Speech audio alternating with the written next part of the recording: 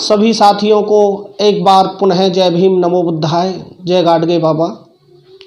साथियों, आज मैं बाबा गाडगे का संक्षिप्त जीवन परिचय लेकर आप सबके समक्ष उपस्थित हूँ, जिसमें विशेष जानकारियाँ संकलित की हैं। लीजिए, आप सबके समक्ष उनका संक्षिप्त जीवन परिचय प्रस्तुत करता हूँ।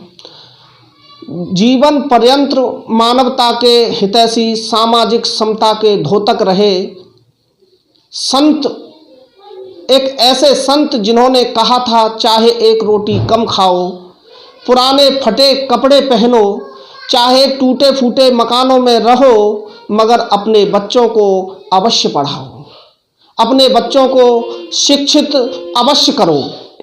यह कहना था संत गाडगे बाबा का, जिनका व्यक्तित्व हमारे लिए आदर्श बना, जिनके व्यक्तित्व की दलित समाज में, शोषित समाज में, पीड़ित समाज में चर्चा की जाती है। उनके व्यक्तित्व के आधार पर, उनके बताए मार्ग पर हम सब चलने की कोशिश करते हैं। जिनके विचारों ने हमारे लिए उन्नति का मार्ग प्रशस्त किया, बाबा गाडगे संत कबीर, रैदास जी की विचारधारा से काफ़ी प्रभावित थे। संत गाडगे ने शिक्षा के प्रचार प्रसार के साथ स्वच्छता का भी प्रचार प्रसार किया। वह कहीं भी जाते वहाँ सफाई करने लगते।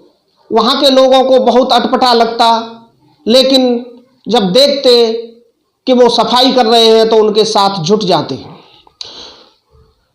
उनके हाथ में हमेशा एक डंडा और एक मिट्टी का पात्र हुआ करता था। मिट्टी के पात्र को महाराष्ट्र में गाडगा कहा जाता है। शायद इसीलिए बाबा गाडगे संत गाडगे के नाम से विख्यात हुए।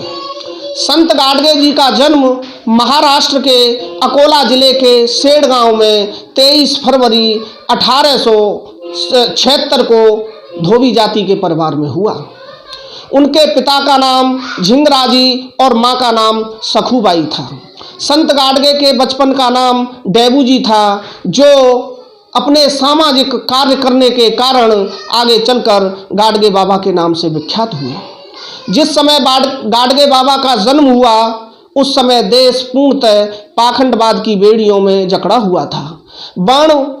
वर्णवाद, भेदभाव चरम पर था। बहुत सारी किस्म की लोकोक्तियाँ धोबी समाज के बारे में प्रचलित थीं, जो देश के लगभग सभी हिस्से में बोली जाती थीं, जिससे उनकी सामाजिक स्थिति का पता चलता था। उनमें से कुछ लोकोक्ति मैं आप सबके समक्ष प्रस्तुत कर रहा हूँ।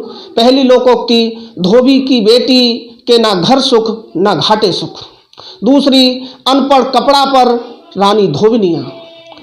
तीसरी, कहे से धोबी गधे पर नहीं चढ़ता। चौथी, धोबी का कुत्ता घर का न घाट का। और पांचवी, धोबी का कपड़ा हमेशा गंदा। छठवीं, इसे कहते हैं धोबी पचाट। ऐसी तमाम लोकोक्तियाँ हमारे समाज को नीचा दिखाने के लिए प्रस्तुत की जाती थीं।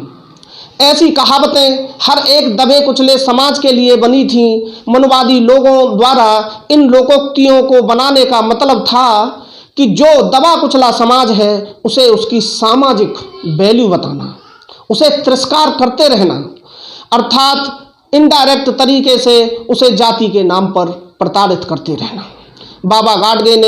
बाबा गाडगे को यह सब अच्छा नहीं लगता था, इसीलिए वे जहाँ भी जाते शिक्षा का प्रचार प्रसार करते। बाबा गाडगे बाबा साहब अम्बेडकर के समकालीन थे, मगर उम्र में 15 साल बड़े थे। जब वे बाबा साहब के संपर्क में आए तो उन्हें निश्चित हो गया कि अब शोषित समाज की दशा व दिशा सुधरने में समय नहीं लगेगा। वे बाबा साहब के कार्य करने के तरीके से काफ़ी प्रभावित थे। समाज सेवा को ध्यान में रखकर फरवरी 1905 को बाबा गाडगे ने 29 वर्ष की आयु में सदा के लिए अपना घर त्याग दिया और ताउम्र गांव-गांव जाकर समाज को जगाते रहे। गृह त्यागने के बाद उन्हें काफ़ी परेशानियों से गुजरना पड़ा। वे जहाँ भी जाते वहाँ के आवारा कुत्ते उन पर टूट पड़ते और लहू लुहान कर देते। लोग पागल पागल कहकर उनका मार्ग अवरुद्ध करते, मगर धीरे धीरे यह सब ठीक होता गया, समस्याएं खत्म होती गईं और उनका कारवां बढ़ने लगा। बाबा गाडगे को अपने अशिक्षित होने की पीड़ा जीवन पर्यंत रही, इसीलिए वह शिक्षा के महत्व को बखूबी जानते थे। बाबा ने अपने जीवन काल में कई स्कूल, धर्मशालाएं, पुस्तकालय, अस्पतालों एवं आश्रमों का निर्माण कराया। जिन धार्मिक स्थलों पर बकरे, मुर्गे, भैंस कटते थे, वहां उन्होंने जीव दया नाम की संस्था स्थापित की। गाडगे बाबा मंदिरों के हमेशा विरोधी रहे। वे कहा करते थे कि मंदिरों में सिवाय कुछ निठल्ले पुजारियों और उनके परिवारों का पेट पालने के अतिरिक्त कुछ भी सेवा कार्य नहीं होता। ये मंदिर अंधविश्वास, भेदभाव एवं दुराचार के अड्डे हैं।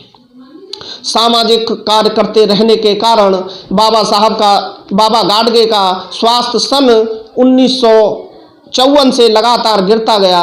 बावजूद इसके उनका जनसेवा का कार्य लगातार चलता रहा।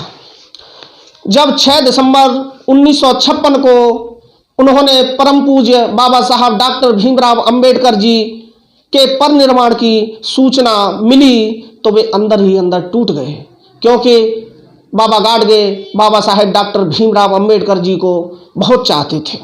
उन्होंने दवाइयाँ छोड़ दी और उसी रोज़ अमरावती के लिए निकल गए।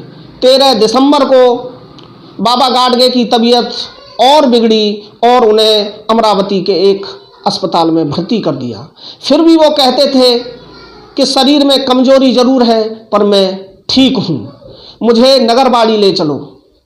बाबा गाडगे की हमेशा इच्छा रही कि उनकी मौत किसी के घर पर न हो और जहाँ भी हो वहीं उनका अंतिम संस्कार कर दिया जाए। और उन्होंने यह भी कहा था कि मेरी मूर्ति, मेरी समाधि, मेरा स्मारक, मेरा मंदिर मत बनाना। मैंने जो कार्य किया है वही मेरा सच्चा स्मारक है। 20 दिसंबर 1956 की वह रात, समय करीब 12:20 हम सबके लिए बहुत ही घातक रही। जिसने जीवन भर सामाजिक सेवा करने वाले महान संत को हम सबसे छीन लिया।